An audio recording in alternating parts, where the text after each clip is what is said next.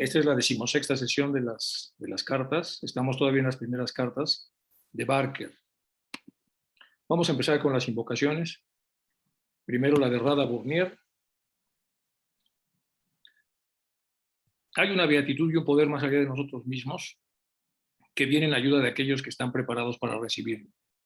Nos dirigimos respetuosamente hacia aquella beatitud, aquellas grandes fuentes de las cuales emanan incesantemente la fortaleza y la inspiración hacia todos los que estamos resueltos a abandonar el yo personal para desarrollarnos, aprender y compartir fraternalmente y sin reservas. La invocación universal. Oh vida oculta que vibras en cada átomo, oh luz oculta que brillas en cada criatura, oh amor oculto que todo lo abarcas en la unidad. Que cada ser que se sienta uno contigo sepa también que es uno con todos los demás.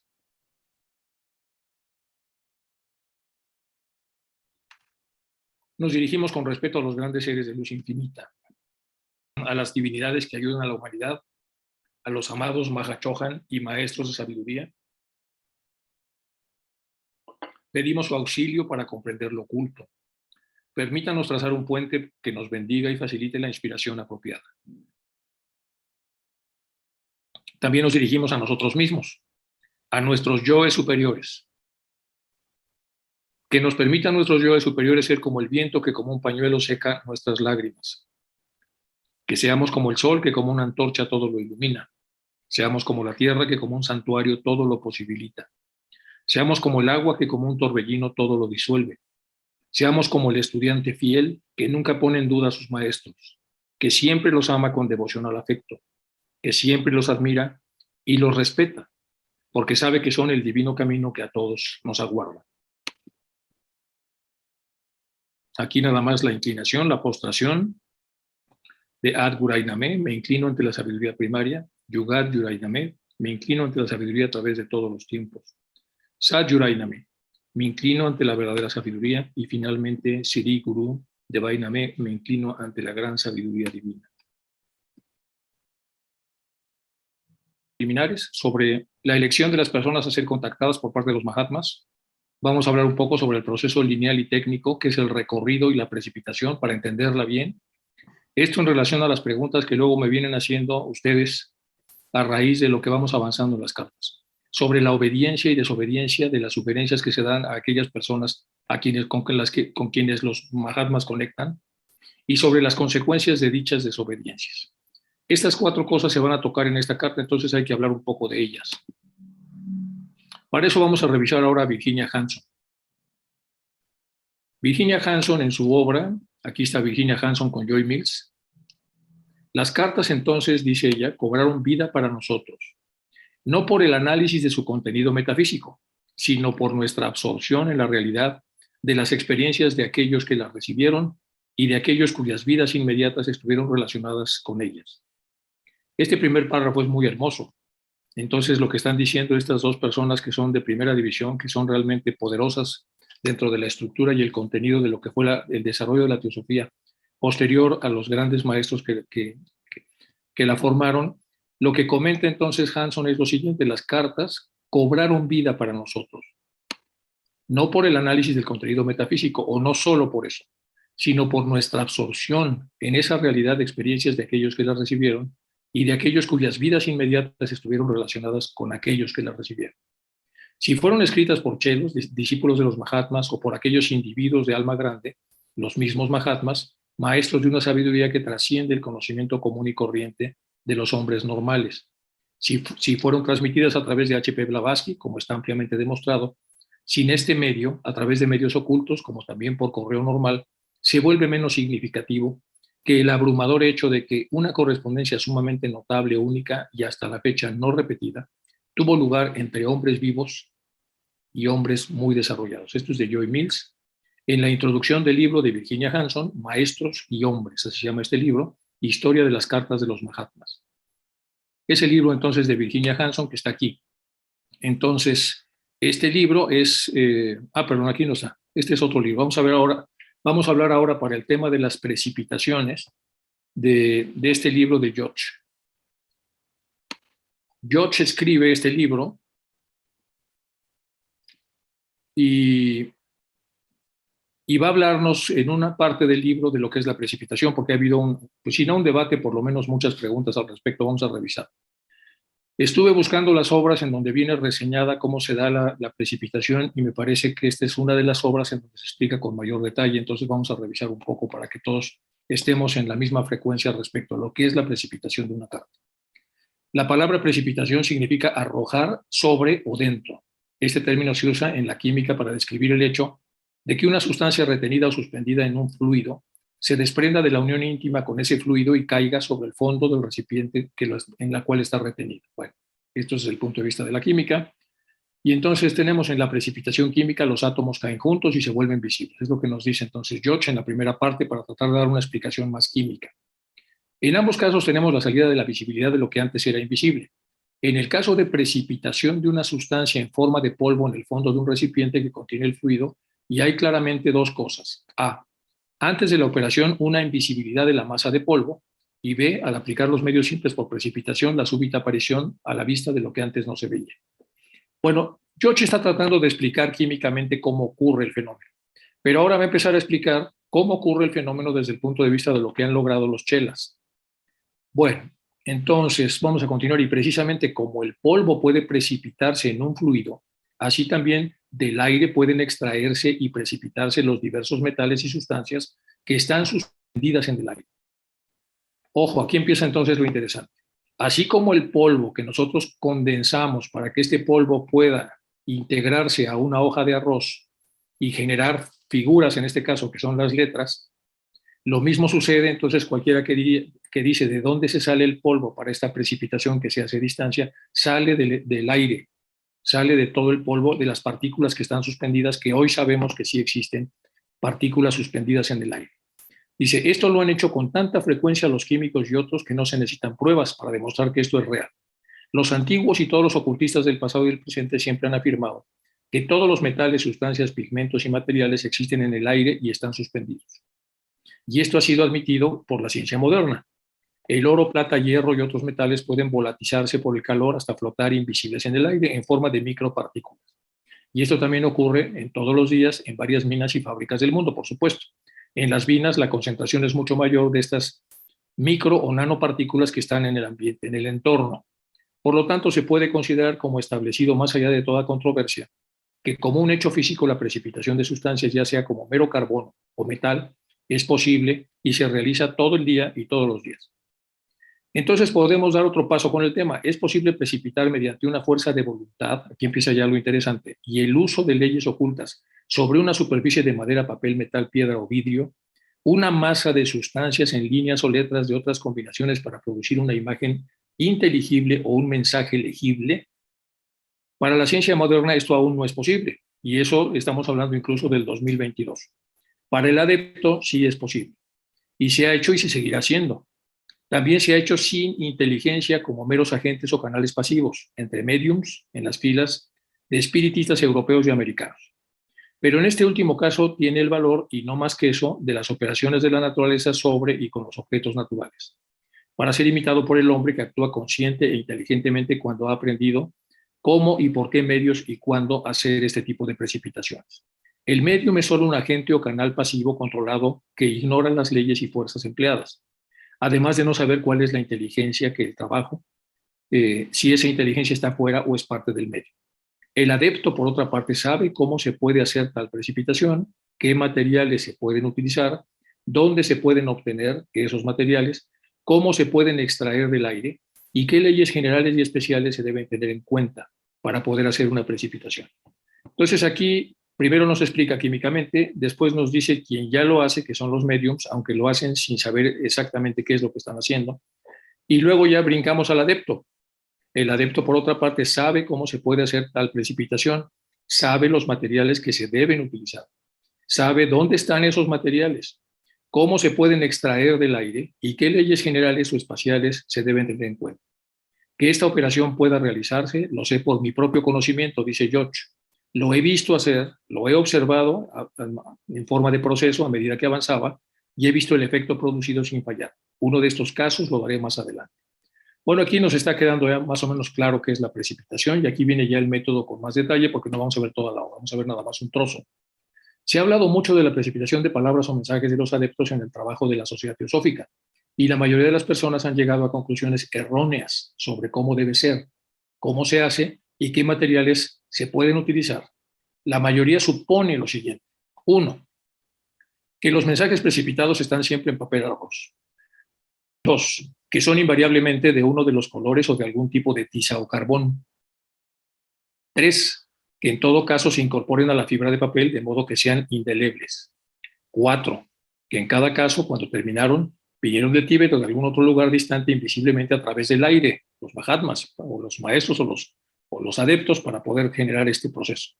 Que todos ellos están hechos por la mano del adepto y están escritos de su puño y letra como se usan comúnmente con ellos. Es decir, la mayor parte de las personas en esa época, incluidos los miembros de la sociedad teosófica, para poder explicar este fenómeno, lo que hacían era estirar los fenómenos que se dan en la física clásica, es decir, era el adepto el que volaba para llegar, para que el adepto, una vez llegado, pudiera escribir con su puño y letra, etc. Bueno, es lo que se pensaba.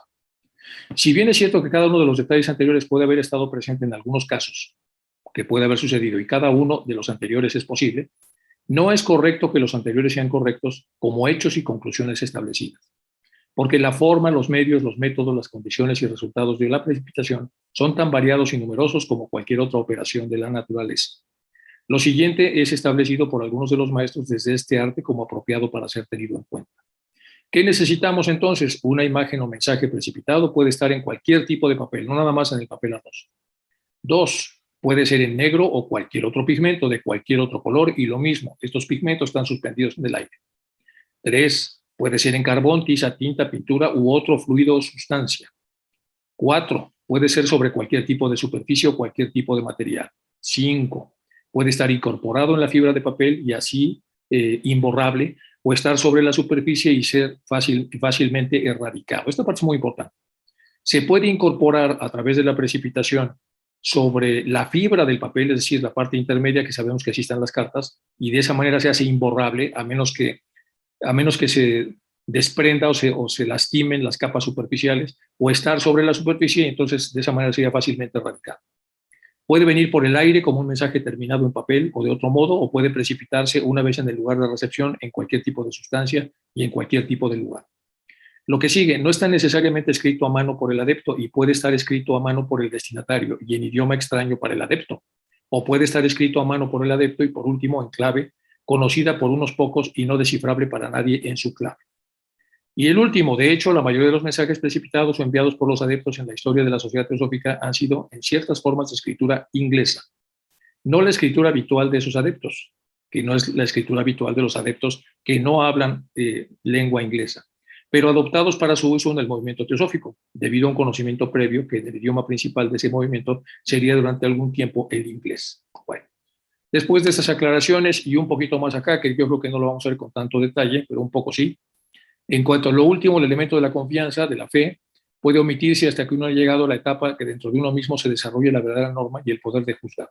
Así como la falsificación se puede hacer de este plano físico, también se puede hacer en otros planos invisibles y sus resultados se muestran en este.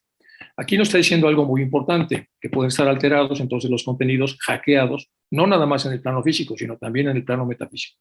Las almas mal dispuestas pueden obrar con maldad espiritual y las personas vivas ignorantes pueden proporcionar modelos ociosos, insinceros y mentirosos, no solo para las almas de mal dispuestas que están fuera del cuerpo, sino también para meros duendes que se esfuerzan en la naturaleza de considerable poder, pero desprovisto de conciencia y mente. No se necesita mente en ellos, porque usan la mente del hombre y simplemente con esta ayuda obran. Las leyes ocultas de la materia, pero esto proporciona alguna protección ilustrada en la historia del espiritismo. Bueno, voy a dejar todo este espacio aquí para que ustedes puedan en algún momento dado leerlo, para podernos pasar ya al contenido de las cartas, pero aquí viene toda una reseña y un resumen acerca de cómo se elaboran las cartas y cómo se precipitan. Nada más un trozo de la última parte que viene en esta hoja, dice: en cualquier forma de escritura, una vez en la Tierra, queda impresa en la luz astral y permanece ahí como modelo. Y si se ha usado mucho, está tanto más profundamente grabado. Por lo tanto, el hecho de que H.P. Blavatsky, quien una vez fue el medio para los mensajes provenientes de los adeptos vivos, esté muerta y se haya ido, No es una razón por la cual la misma escritura no deba usarse nuevamente. Se usó tanto en las cartas al señor Sinet, a partir de las cuales se escribió budismo esotérico, y en muchas otras cartas de la misma fuente, que su modelo o matriz está profundamente cortado en la luz astral, porque sería una locura y una pérdida de tiempo para los adeptos hacer nuevos modelos cada vez que alguien muriera. Aquí aparece una cosa diferente entre la física del plano físico y la física, por así decirlo, del plano astral, en donde dice entonces que una vez que estas cosas son impresas, en vez de que pasado el tiempo se debiliten, al contrario, se hacen cada vez más sólidas. Bueno, entonces hay muchas cosas interesantes en esta obra y yo creo que con eso nos va a quedar claro cómo es la precipitación, cómo se utiliza, dónde se guarda, etcétera, etcétera. Un trocito más nada más, por lo tanto, de esto sí es cierto, se siguen dos cosas.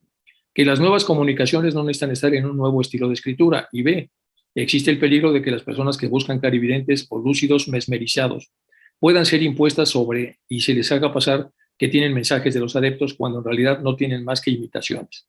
La salvaguarda allí es que estos nuevos mensajes no están en concordancia con los viejos, que se sabe que provienen de su primer canal designado. No son genuinos en su fuente, por muy fenomenales que puedan ser. Y eso también pasa en el plano terrestre.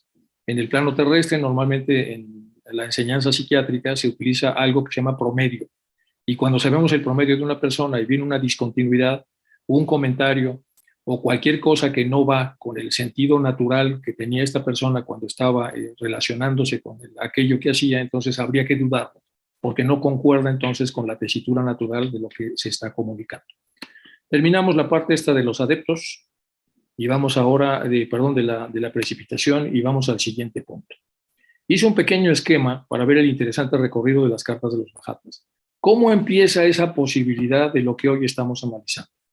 Bueno, aquí está Sinet cuando fue general romano, en la encarnación, en alguna encarnación previa, y aquí está KH, que era sacerdote en Egipto en aquella encarnación previa. Se da el contacto entre los dos, Sinet antiguo, Sinet moderno. Aquí está el maestro KH antiguo, el maestro KH moderno. Se da una escaramuza, llega entonces el general romano que tiene la orden de matar a los sacerdotes que están allí, pero el general romano le perdona la vida. Entonces Sinet le perdona la vida al sacerdote KH y se establece un lazo kármico, como sabemos. Una vez establecido el lazo kármico, vamos por esta flechita y llegamos al Sinet moderno. El Sinet moderno, entonces el Maha Chohan autoriza que se haga una correspondencia entre algunos de los adeptos y Mahatmas con algunos de los humanos, siempre que exista un lazo kármico. Aquí está el lazo kármico.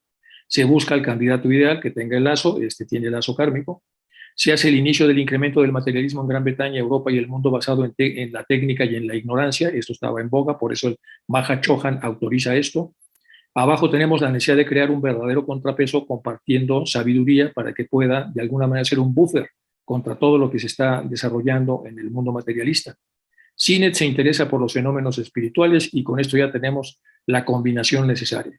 Sinet interesado con la vinculación kármica, con la posibilidad de entrar en comunicación con aquel a quien le perdonó la vida en otra encarnación, entonces envía una carta a HPB. HPB funciona como intermediario y entrega la carta al maestro KH. Quizá la primera carta que le entrega. Y el maestro entonces KH recibe la carta, la contesta, la manda al Chela a través de un método clarividente. El Chela, después de recibirla, la precipita. Aquí está la misma carta, pero ya precipitada. La recibe HPB, la entrega a Sinet. HPB recibe la carta y la entrega a Sinet. Estas cartas se quedan dormidas un tiempo hasta que la albacea testamentaria del señor Sinet, que murió en 1921, la señora Maud Hoffman, había llegado a un acuerdo con él para editar y publicar las cartas una vez que él muriese. La señora Hoffman creó un contrato de fideicomiso de Mahatma Letters Trust para controlar el futuro libro mientras durase el copyright. Como administradores del fideicomiso nombró al señor Christmas Humphreys y a la señorita Elsie Benjamin, la cual fue durante muchos años ayudante personal del fallecido Dr. Plucker. Ellos entonces, estas cartas que son arregladas, se va Barker al Museo Británico, pide los originales para tratar de arreglar lo que podían ser incongruencias. Esto es para la tercera edición que estamos hablando. Entonces en el Museo Británico se le prestan las cartas y él lo que hace es corroborar o comparar lo que ya había sido escrito o traducido con las fuentes originales para poder escribir una obra. Y la escribe, aquí están las cartas de los Mahatmas de H.P. Sinet por Barker, la tercera edición, que es la edición ya mejorada y arreglada.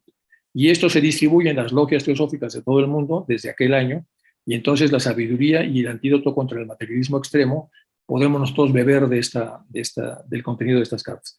Bueno, esta es una síntesis del contenido, lo hice así de chiquito porque más grandote no cabía en un slide, pero yo creo que cabe lo más importante y como lo más importante al final llega desde aquí hasta acá y nosotros ahora estamos analizando esos contenidos. Bueno, la aclaración, ya sabemos el punto de partida, recordar las lecciones, entonces esto también es muy importante. Nos dice Bhagavan Das que nosotros cuando nos relacionamos con otra persona, podemos primero decidir el tipo de relación que va a ser, de amor, que va a producir aproximación, o de no amor, que va a producir repulsión. Lo segundo es si vamos a ver a la persona con la que hablamos como un superior, como un igual o como un inferior. Entonces tenemos amor hacia iguales, hacia superiores y hacia inferiores. Por supuesto, los Mahatmas, los adeptos, son superiores a nosotros. Entonces, si aplicamos amor o atracción a un superior, deberemos estar con modestia, prudencia, dulzura, reverencia, formalidad, diligencia, etcétera, etcétera. Pero si nosotros modificamos este estatus y ahora lo hacemos entre iguales, pues igual si es de atracción, será urbanidad, cortesía, suavidad, miramiento, amistad, sociabilidad. Pero hay menor respeto a lo que el superior dice porque ahora estamos en una condición de igualdad. Y si encima nos convertimos, el ego nos gana y nos ponemos encima del Mahatma, entonces ahora tendríamos una atracción al inferior y seremos amables, estimados, benevolentes, urbanos, indulgentes y suaves. Pero entonces aquí la tesitura natural hacia un Mahatma, por supuesto que es una atracción hacia un superior. Esta es la forma correcta. Y ahora, si para rematar no tenemos ya una emoción de amor, de aproximación, sino de repulsión, entonces la repulsión a los superiores, siendo inferiores, hace que las personas nos convirtamos en tímidos, suspicaces, esquivos, que nos encojamos, cobardes, rencorosos. Si la repulsión se hace hacia inferiores en el sentido de que ponemos por debajo al Mahatma, entonces podemos comportarnos con la arrogancia, desadmiración, menosprecio, desdén, engreimiento, petulancia y agresividad. Si se dan cuenta en el contenido, el maestro continuamente está tratando de que esto no se dé, porque lo que está pasando con estas personas de hace 140 o 120 años, en plena época victoriana, es que son muy arrogantes, generan mucho menosprecio, son muy engreídos, petulantes, agresivos, etcétera, y así no va a funcionar bien el que puedan recoger entonces la sabiduría de las cartas. Por eso continuamente es tan duro para tratar de ablandar esta situación y que ellos puedan pasar primero a las acciones de aproximación y segundo a lo que normalmente hace un alumno cuando está con un maestro, es decir, estar abierto hacia él para tener entonces un comportamiento de atracción hacia un superior, en donde con prudencia, dulzura, reverencia, formalidad y diligencia una persona pueda aprender lo que debe ser aprendido. Entonces, esto por eso lo preparé de esta manera para poder entender, y aquí está Krishna y Arjuna y muchas otras relaciones de este tipo en donde si uno no está donde debe estar y el otro tampoco, no se va a dar entonces la transmisión correcta de la información. Y ya para terminar esta introducción, bueno, aquí tenemos la atracción hacia los inferiores, hacia los superiores, es un ejemplo de lo que acabo yo de comentar, la repulsión a inferiores y aquí el núcleo de fraternidad. Para que exista un núcleo de fraternidad, entonces lo recibido por los superiores se aplica ahora a los iguales, que ya no son los Mahatmas, sino son nosotros entre nosotros. Es decir, nosotros los estudiantes, a veces un poco más desarrollados, a veces un poco menos, pero todos somos lo mismo. Y por lo tanto podemos desde esa mismidad generar un núcleo de fraternidad. La atracción entre iguales, las tres ascendentes modalidades mencionadas, engendran, debemos ser urbanos, corteses, finos, suaves, con miramientos apropiados que normalmente vayan hacia la unión, amistosos, sociables, afables, afectivos, y todo eso para producir una familiaridad, una tranquilidad en las relaciones entre nosotros. Bueno, es más o menos lo mismo y ahora sí nos vamos a la carta, me parece. Bueno, al otro tema. Resulta entonces que los Mahatmas le habían pedido a Sinnett y a Hume que se hiciera una publicación en The Pioneer en donde se viera el tema del broche, de cuántos testigos había habido respecto al tema del broche, de cómo había sido materializado, de cómo había sido buscado en el jardín y entonces cómo se había encontrado, para que la gente sin sensacionalismos pudiera entender que realmente se trataba de personas que iban a enviar mensajes que tenían estas capacidades. Pero en vez de esto, se les ocurrió, por eso estamos hablando aquí de lo que dice Bhagavan Das, de que la persona, en vez de estar en la posición de inferioridad, respetando lo que el superior dice, se pone al tú por tú y dice, no, yo creo que lo mejor sería hacer una publicación que diga un día con Blavatsky. Y entonces lo que sale publicado en el Pioneer es un reportaje que se llama Un día con Blavatsky. Y en ese día con Blavatsky se hace una especie de entrevista donde se habla de las cosas que tienen Pero nosotros lo que vamos a ver en este texto es una cosa que se llama, ahora modernamente, también en psicoterapia más sofisticada, el índice de contestabilidad. Si hubieran hecho lo que decían los maestros, con los testigos que había y con la evidencia del broche que no estaba, y con la testigo principal o protagonista, que era la dueña del broche, que pidió que se hiciera, y encima también la carta que fue metida en el cojín, si todas esas cosas que tenían, es una carta diferente, porque en primer lugar, bueno, así lo plantearon los maestros.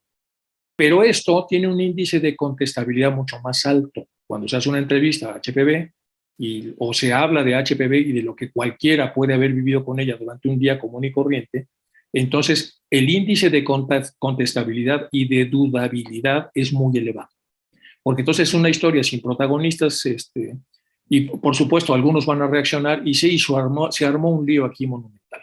Entonces, esto se publica el 11 de septiembre de 1884, ojo, 11 de septiembre de 1884, en la revista del Colegio Cristiano de Madrás, conteniendo 15 cartas, y empiezan a publicar 15 cartas que hacían ver a Blavatsky como una estafadora fraudulenta. Los primeros que reaccionan a esto son muchos de los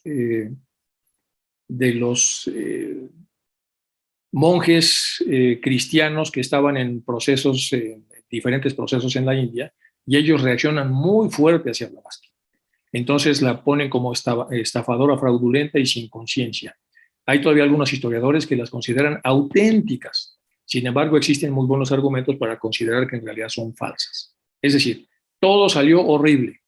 Aparentemente los misioneros veían con recelo la sociedad teosófica porque esta induce a los orientales a apreciar y comprender sus propias escrituras sagradas en vez de presentarles otras escrituras que no corresponden a toda la tradición con la que ellos han crecido, impidiendo así la difusión del cristianismo, porque cuando se pone esto en contraste con sus propias tradiciones, por supuesto que sería más importante lo que ofrece la sociedad teosófica.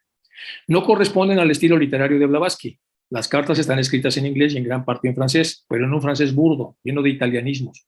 Tienen faltas de ortografía y de sintaxis, que no coincide con el estilo de Blavatsky, ya que ella escribía en un francés elegante y sin faltas porque sabemos que lo hablaba perfectamente.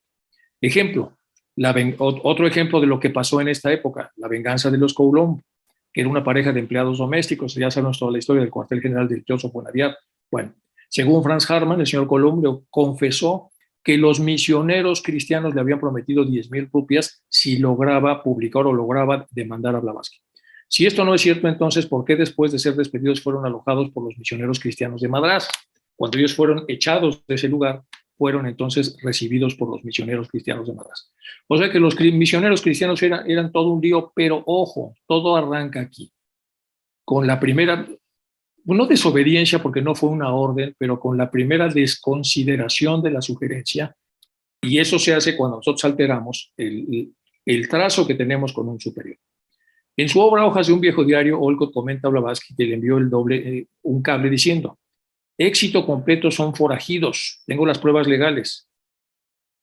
Ya que los Coulomb se habían escapado de Egipto para evitar ser arrestados por la bancarrota fraudulenta, habían defraudado a mucha gente. Blavatsky entonces, habido Europa, cuando regresó a la India el 21 de diciembre del 84, dio una de sus pocas alocuciones públicas. Ella dijo que de todas las cartas publicadas, ni una sola fue escrita por ellas, de las cartas donde la acusaban de tantas cosas. Casualmente, la señora Coulomb publicó esos días después un panfleto contra Blavatsky titulado Algunos relatos de mi asociación con la señora Blavatsky desde 1862 hasta el 84. Recordemos que tenían un tipo de escritura muy similar la señora Coulomb y la señora Blavatsky. Por lo tanto, entonces estaban las condiciones necesarias para que los sinvergüenzas pudieran establecer el fraude. Publicó días después. ¿Con qué dinero? No necesitó más casualmente que el panfleto publicado por los propietarios del Madras Christian College Magazine de Eliot Stock en Londres, fechado 29 de noviembre del 84. Además, el experto grafólogo Vernon Harrison hace notar que la escritura del señor Coulomb es notablemente similar a de Blavatsky, lo que les comentaba, ver su investigación. Hay toda una investigación que puede buscarse.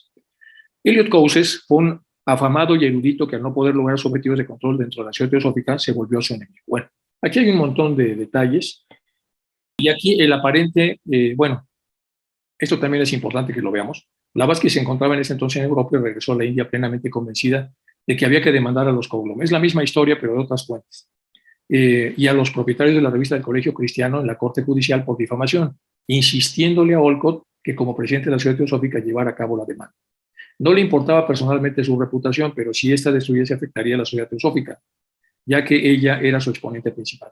Pero Olcott insistía en no actuar, es decir, en no revirar, en no responder. Entonces Blavatsky dijo que ella haría la demanda sola, a lo cual Olcott amenazó con renunciar a su puesto y que la convención anual que se tendría el 27 de diciembre decidiera entre las dos propuestas, haciendo que Blavatsky desistiera de demandar individualmente. La convención votó por no demandar, ya que muchos dudaban de Blavatsky. El público consideró ese acto como una admisión tácita por parte de los teósofos de que las acusaciones eran ciertas. Toda esta situación hizo que la débil salud de Blavatsky se derrumbara y cayera muy gravemente enferma, al grado de que su maestro, el Mahatma Morya, tuvo que ir personalmente a Adyar, algo muy inusual, para curarla y evitar que muriera. Los dirigentes de Adyar, en particular Olcott, consideraron que si se alejaban de Blavatsky, las cosas se arreglarían. Así que Blavatsky partió rumbo a Europa el 31 de marzo del 85, oficialmente enviada para recuperar su salud. Sin embargo, se dice que ella expresó que cuando había sido enviada a esto, en realidad ella sintió que había sido expulsada. Bueno, de esto ya sabemos mucho de lo que pasó, pero vean cómo esto detonó todo esto. Entonces, la sabiduría que hay en los Mahatmas es muy importante para cuando hacen una sugerencia, esta debe seguirse, porque de no seguirse, ellos que saben los diferentes caminos que pueden tomar las cosas, saben que esto va a pasar y al finalmente ocurre, y eso es malo para la sociedad y fue terrible para Blavatsky. Bueno, vamos ahora sí con la carta número 6 y vamos a entender por qué hubo toda esta larga introducción al respecto. Carta número 6 recibida otra vez en el 10 de diciembre de 1880. No, dice el maestro, usted no escribe demasiado. Únicamente siento disponer de tan poco tiempo, lo que me impide contestarle tan pronto como quisiera. Desde luego tengo que leer cada palabra que usted escribe. De otro modo, en menudo lío yo me metería. Y tanto que lo hago con mis ojos físicos o con mis ojos espirituales. El tiempo que necesito para hacerlo es prácticamente el mismo. Lo mismo podría decirse de mis contestaciones, porque tanto que precipite, dicte o escriba mis respuestas yo mismo, la diferencia en tiempo economizado es igual de laborioso. Tengo que pensar, tengo que fotografiar cada palabra y cada frase cuidadosamente en mi cerebro antes de que pueda ser repetida por precipitación. Del mismo modo que el fijar químicamente sobre unas superficies preparadas las imágenes formadas por una cámara requiere de una preparación previa de enfoque del objetivo que se ha de reproducir. Recordemos cómo se hacían las fotografías en aquel entonces, se ponía el papel, se hacía que el papel no estuviese arrugado o deforme para que estuviera totalmente plano, se ponía el objetivo a través de los lentes, que ya saben ustedes, del ocular, para que puedan, es lo que está diciendo, se necesita mucho rato antes de que se pueda enviar todo esto. Entonces, del mismo modo que fijar químicamente sobre una superficie preparada las imágenes formadas por la cámara requiere una preparación del objeto que se ha de reproducir, porque de otro modo, tal como se observa a menudo en las malas fotografías, las piezas del que está sentado saldrían desproporcionadas respecto a la cabeza. Igualmente, nosotros hemos de arreglar nuestras frases e imprimir primero mentes antes de que esto pueda ser leído en cada carta que tenga que aparecer en papel. Por ahora es todo lo que puedo decirle. De ahí toda la información previa. Para ver por qué lo que está comentando aquí el Mahatma es tan complicado, bueno, pues ya fue explicado en la primera parte de la charla. Continúa la carta. Cuando la ciencia haya aprendido algo más sobre el misterio del litofil o el litoblión, de cómo las hojas se imprimen originalmente en las piedras, entonces podré hacerle comprender mejor el proceso. Por eso me tomé la libertad, más las cosas que me han preguntado o me han dicho los que están tomando esta clase, de hacer toda esa larga explicación del proceso de precipitación. Pero usted debe saber y recordar una cosa, nosotros no hacemos más que seguir a la naturaleza y copiarle fielmente en sus obras. O sea, no hay nada mágico en esto. No, no es necesario seguir hablando del desgraciado asunto de un día con Madame Blavatsky, dice el maestro. ¿Por qué desgraciado asunto? Pues ya por eso hicimos toda la reproducción de las consecuencias. Entonces, él, pasando a una siguiente idea que le ha escrito, que le han escrito, y él contesta, dice, no es necesario seguir hablando de ese desafortunadísimo. Ni siquiera usa desafortunado, usa desgraciado asunto de un día con Madame Blavatsky. Resulta inútil, puesto que usted dice que no tienen ustedes derecho a machacar ni pulverizar en el payonir a sus incivilizados y a menudo desvergonzados adversarios. Aquí está hablando obviamente de los misioneros, incivilizados y a menudo desvergonzados adversarios, ni siquiera en defensa propia, al ser contrarios a sus propietarios a que se mencione en el ocultismo.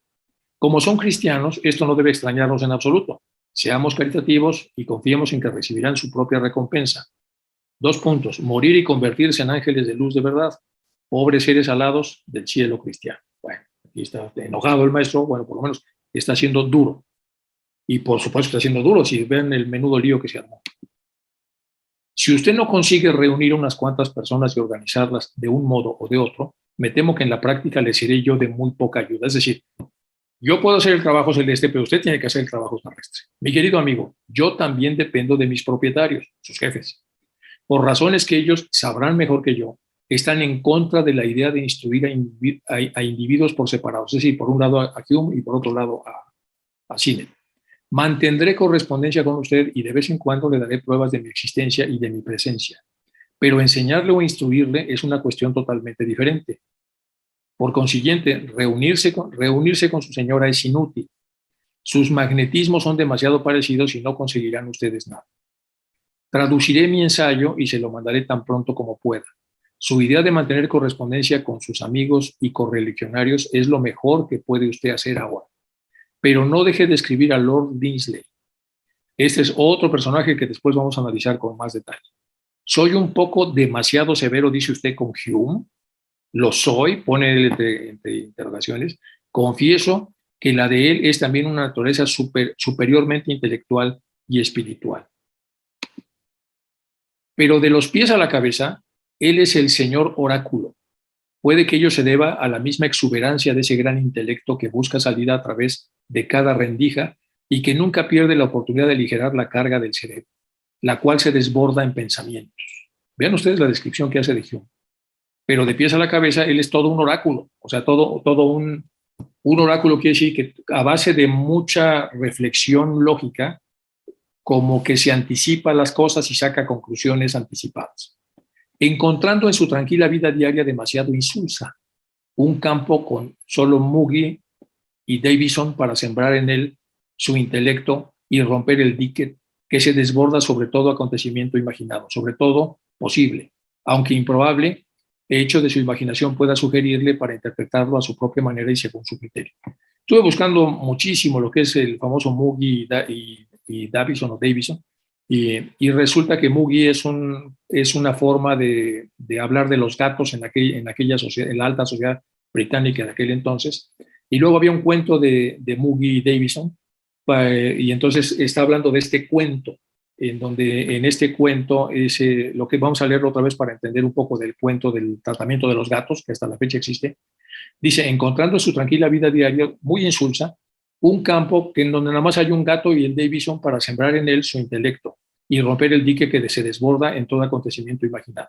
Sobre todo posible, aunque improbable hecho de que su imaginación pueda sugerirle para interpretarlo a su propia manera y según su criterio. Si se habla con un gato, pues el gato no contesta, pues todo lo que digamos pues tendrá que asumirlo como cierto. Y no me sorprende que un fabricante tan experto en mosaicos intelectuales como él, vean cómo le sigue dando, que descubre de repente la más fértil de las canteras, de pronto descubre la más fértil de las canteras. ¿Cuál es? Pues el conocimiento que están dando, que están brindando los maestros. La más preciosa existencia de coloridos en esta idea de nuestra fertilidad y la sociedad teosófica extraiga ingredientes de la misma para embadurnar con ellos a nuestros rostros y colocándonos ante un espejo que nos refleja tal como él nos ve en su fértil imaginación y nos dice, ahora viejas reliquias de un remoto pasado, contemplaros tal como realmente sois. Un hombre excelente, realmente excelente, nuestro amigo el señor Hume, pero totalmente inepto para convertirse en adepto. Por supuesto, no están muy contentos con lo que ha hecho Hume, los maestros.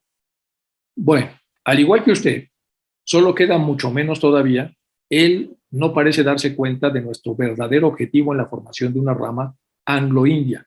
Ya pasa por alto todo el tema de Blavatsky, los errores que se han cometido, ya los contestó, ya habló de los magnetismos de él y de su esposa y de la posible comunicación, y bueno, ya se cerró toda esa parte y ahora va a otro tema. Al igual que usted, solo que mucho menos todavía, él no parece darse cuenta de nuestro verdadero objetivo de la formación de la rama anglo-india. O sea, los dos no se dan cuenta de la importancia de esa rama, pero Hume mucho menos que él. Las verdades y los misterios del ocultismo constituyen realmente un conjunto de la mayor importancia espiritual, profundo y práctico a la vez para el mundo en general. Entonces, las verdades y misterios del ocultismo son importantísimas, por eso se deben fusionar en este estudio, en esa rama, esas dos enormes corrientes.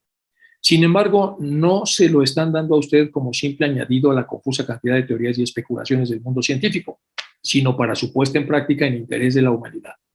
Los términos acientífico, imposible, alucinación, impostor se han utilizado hasta ahora de una manera anárquica y despreocupada, como involucrando los fenómenos ocultos a algo misterioso y anormal, o bien un engaño premeditado. Esta síntesis no puede haber palabras más exactas para explicar.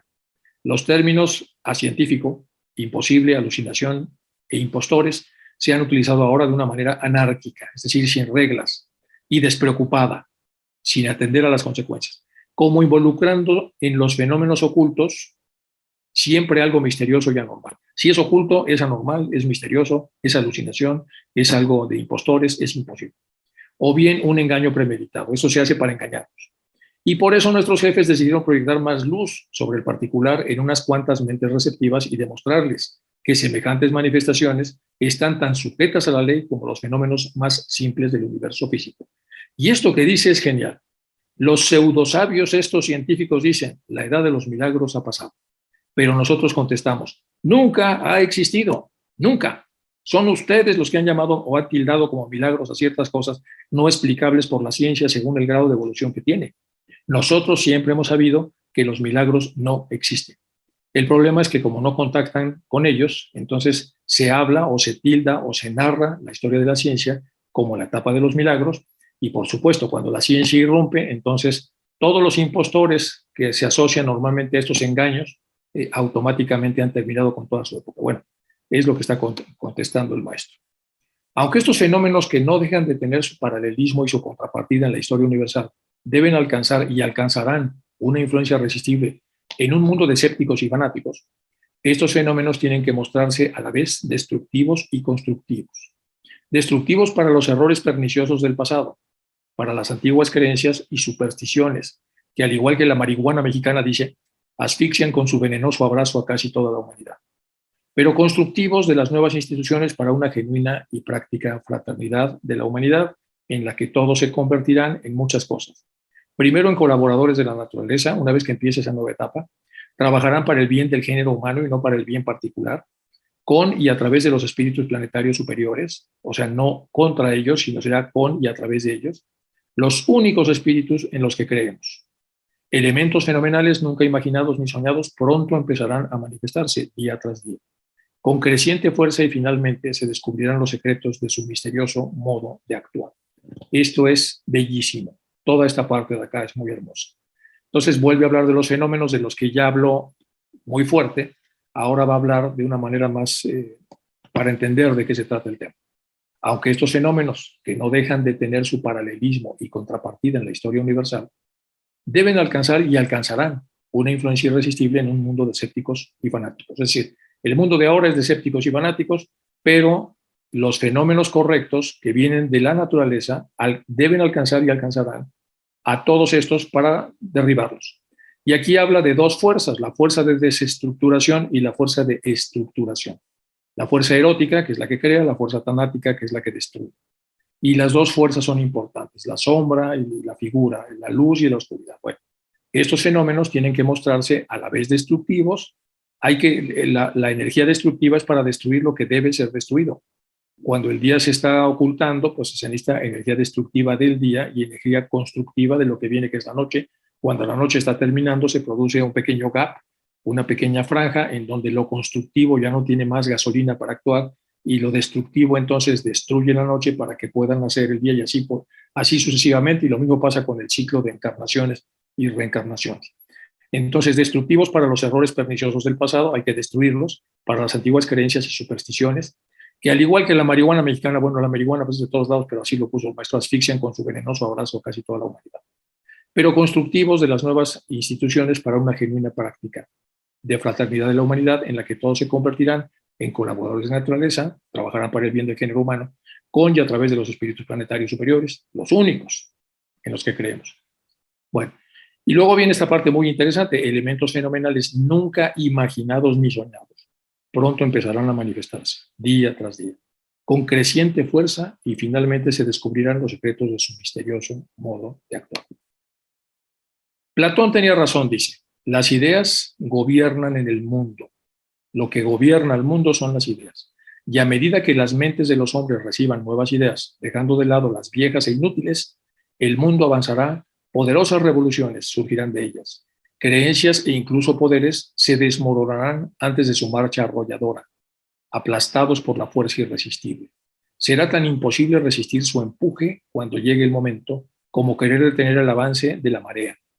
Pero todo esto llegará gradualmente y antes de que llegue tenemos ante nosotros un deber que cumplir, el de barrer, tanto como sea posible, los desperdicios que nos dejaron nuestros piadosos antepasados. Barrer, tanto como sea posible, los desperdicios que nos han dejado nuestros piadosos antepasados. Piadosos es un sarcasmo. Las nuevas ideas tienen que cultivarse en lugares limpios, porque estas ideas abarcan temas de máxima importancia. Y este es un fragmento de la República de Platón, donde se habla precisamente del famoso hallado en Oxirrinco, en Egipto, que ven ustedes que está troceado, pero al final se recuperó prácticamente todo. Entonces, aquí es donde habla del gobierno del mundo a través de las ideas, y ya saben que es toda una obra importante sobre gobierno de la República. No son los fenómenos físicos, sino estas ideas universales las que nosotros estudiamos. No son los fenómenos físicos, sino las ideas universales lo que estudiamos. Ya que para comprender los primeros, primero hemos de comprender las últimas. Ellas tratan de la verdadera posición del hombre en el universo, en relación con sus anteriores y posteriores nacimientos. Esas leyes, esos principios, esas ideas tratan de la verdadera posición del hombre en el universo, en relación con sus anteriores y posteriores nacimientos, de su origen y de su último destino, de la relación de lo mortal con lo inmortal, de lo temporal con lo eterno, de lo finito con lo infinito, ideas más grandes, más elevadas, más completas, que reconocen el reino universal de la ley inmutable, que no cambia ni puede cambiarse, y en relación con lo cual solo existe un eterno ahora. Mientras que para los mortales no iniciados el tiempo es pasado o futuro, según se relaciona con su existencia finita en esta partícula de barro. Esto es lo que estudiamos y lo que muchos ya han resuelto. Aquí está hablando entonces de las diferencias entre cómo se vive de un lado y cómo se vive del otro. Ejemplo, de las ideas poderosas y su encuentro con mentes rudimentarias. En el 388, Platón viajó a Sicilia, donde se hizo amigo de Dion, cuñado del tirano de Siacusa, Dionisio I, el Viejo. Este Dionisio parece haber tenido un interés sincero por la filosofía, es decir, engañó a Platón, llegando a compartir con Platón la utopía de conformar un gobierno regenerado por filósofos, que es lo que Platón soñaba. Siguiendo el paradigma socioeconómico, político y educativo desarrollado en el texto de la República, que es, como ya vimos, es muy vasto respecto a cómo debería ser gobernada una república. El propósito fracasa al despertar la desconfianza de Dionisio, quien prácticamente tuvo secuestrado a Platón y no le permitió marcharse de Siracusa, sino después de varias diligencias realizadas por allegados suyos. Se dice que el tirano le tendió una trampa impartiéndole órdenes secretas a un tal Polis, jefe de una embajada espartana en cuya nave regresaba el filósofo, para que desembarcara en la isla de Gina, entonces en guerra con Atenas, y lo pusiera a la venta como esclavo. Así se las gastaba este. 1. Por suerte para el filósofo rey y para el propio futuro de la filosofía, fue reconocido por un Aniexis, quien pagó el importe correspondiente como esclavo, liberándolo así de un trance ignominioso para su propia condición de hombre libre.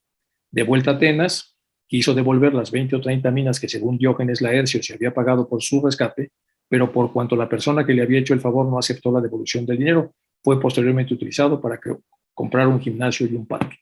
Toda una historia de Platón donde vemos engaños, vemos sinvergüenzadas, vemos que el mal trata de acabar con un gran filósofo, vemos que el bien lo rescata, etc. O sea, es una historia muy interesante. Es una historia muy interesante que va en el sentido de lo que los maestros están explicando. Y ahora le corresponde a usted decidir qué es lo que desea. La filosofía más elevada, que es la que nosotros le transmitimos, o una simple exhibición de poderes ocultos. Elija. Desde luego que esto no es ni con mucho la última palabra entre nosotros, y tendrá usted tiempo para meditar. Los jefes quieren que se establezca una hermandad de la humanidad, el inicio de una verdadera fraternidad universal, una institución que se dé a conocer en todo el mundo y que llame la atención de que las mentes más elevadas. Le enviaré mi ensayo. ¿Quiere usted ser mi colaborador y esperar pacientemente fenómenos menores? Creo que puedo imaginar su respuesta. De todos modos, mientras la lámpara sagrada de la luz espiritual, por débil que sea, brille en usted, hay esperanza para usted y también para mí. Sí, póngase a buscar nativos si no puede encontrar ingleses, pero ¿cree usted que el espíritu de persecución y su poder han desaparecido de esta era de las luces? El tiempo lo demostrará. Mientras tanto, como soy humano, tengo que descansar. Llevo más de 60 horas sin dormir. Sinceramente suyo, Kotomi. Toda una carta. Vamos a entrar en la carta número 7. Vamos a tratar de recordar lo que vimos en la carta número 6 para poder entrar en la 7 y luego vamos a entrar en la 8, que es mucho más larga, y la 9, que es mucho, mucho más larga. Entonces vamos a entrar en la 7 y con la 6 y la 7 entraremos en la sección de preguntas. Hacemos un cambio de tercio aquí para poder entrar entonces en otra carta. Ya expliqué, ya vimos entonces la fuerza, las complicaciones y las cosas que el maestro dice durante esa carta anterior. Vamos ahora con la 7, entonces incluida en una carta de Madame Blavatsky desde Bombay, recibida el 30 de enero del 81. En todo este asunto no existe ninguna culpa por su parte. Siento que usted haya creído que yo le hacía responsable de algo, dice el maestro. Al contrario, sería usted el que podría reprocharme el haberle hecho concebir esperanzas sin tener el menor derecho a hacerlo. Yo debería haber sido menos optimista y entonces usted hubiera sido menos confiado en sus expectativas. Me siento como si realmente le hubiera perjudicado.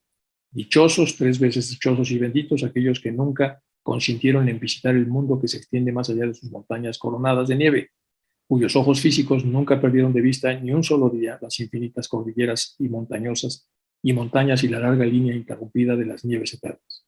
Realmente y en verdad que han encontrado y viven en su última Tule.